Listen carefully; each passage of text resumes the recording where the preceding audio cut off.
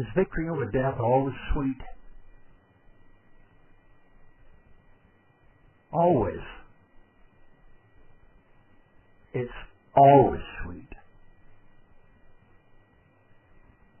It's true that for some poor souls wrestling in agony and too high strung, that life, present life, is no prize that they're cherishing, and death is no enemy to be conquered.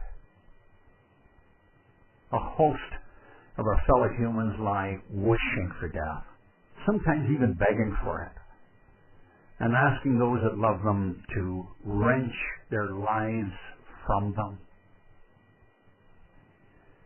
But it's only the ill, and those for whom life is indeed a crushing weight, and utterly without discernible purpose. It's only people like these that beg to be freed once and for all from the experience of living. I grant you that sometimes they're made to feel that their burdens on those that love them, and that dying is the only decent thing to do. They're wanting to be freed. All that's understandable. And those that say they don't grasp the reason for their fevered requests when they're in such a state, those who say they don't understand the reason for it, should keep their mouths firmly shut about matters in this area. An iron horse would have enough feeling to have some grasp of a situation like that. Those for whom life is better than tolerable, however, and those for whom life is a glorious dance, these have no wish to die. And so it should be. That victory over death is only truly gained in and through resurrection. To win over death would have to mean more than surviving some very serious surgery, or a car wreck, or overcoming a major disease. For later, death would return, and whatever some silly people think, it'll grasp them and take them with it to the realm of the dead. Only the word resurrection makes death grow pale. And only the reality of the word, only the reality of it, turns death into a vapor that will finally vanish as if it had never been. George Herbert. If you like religious poetry, you'll hate George Herbert. But if you love deep, rich religious poetry, you love George Herbert. George Herbert knew what he was talking about. And in one of his poems, in his brief dialogue with death, he expresses it. Here's how it goes. Christian to death, you see. Alas, poor death, where is thy glory? Where is thy famous force, thy ancient sting? And death responds, alas, poor mortal, void of story, go spell and read how I have killed your king. Christian says, poor death, and who was hurt thereby? Thy curse being laid on him makes thee accursed. Death responds, let losers talk, yet you shall die. these arms shall crush thee. And Christian responds, spare not, do thy worst. I shall be one day better than before.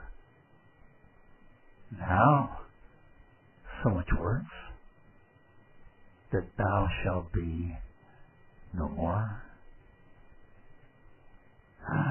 Love that. Love that truth. But that vibrant and glorious hope is only for those embraced in the redeeming work of the death killer, Jesus Christ.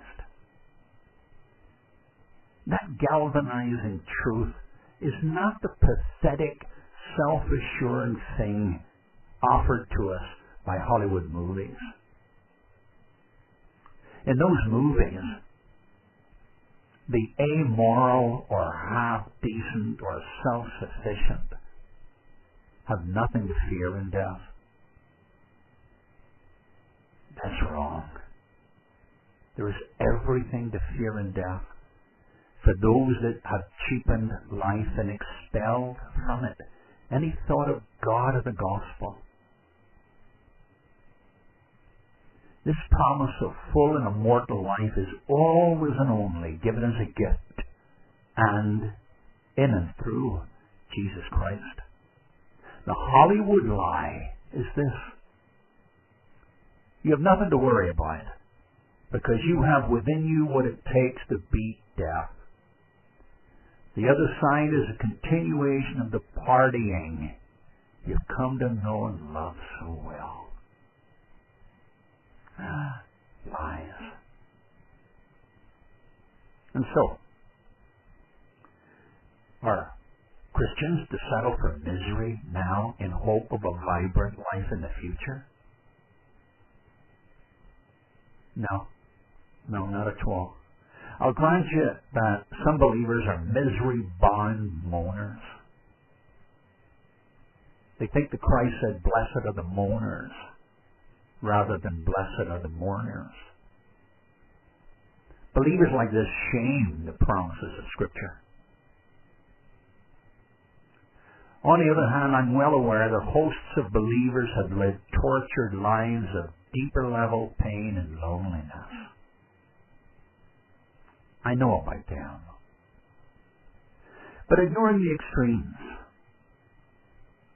there's more life in the weakest believer, more adventure and engagement with life than in the masses of the beautiful, bed-hopping people or the disco addicts that whirl like dervishes. We watch the heroes in the series The Lord of the Rings as they battle their way through pain and loss and fear and uncertainty, but with a stubborn refusal to bend to the enemy. We watch them. And it isn't their misery that we're taken with. It's their mission. Fiction or no, watching them, we wish them well. We admire their bravery. We want to be like them.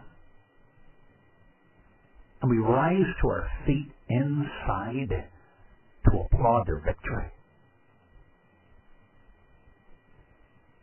And after that, after the credits, we go back to our discos, booze, other drugs, record breaking, and the trivia that we think is life. Well, some might. But the believer believes in life before death. We don't live in misery. No one enjoys a well-cooked steak, if the steak is to be had, more than a free believer does.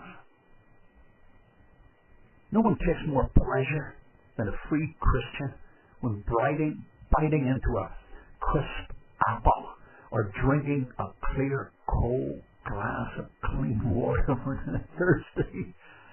Or making passionate love to a husband or wife, or wrestling with the kids or grandkids, or camping or trekking, or the smell of fresh baked bread. No one enjoys these things more. Not anyone.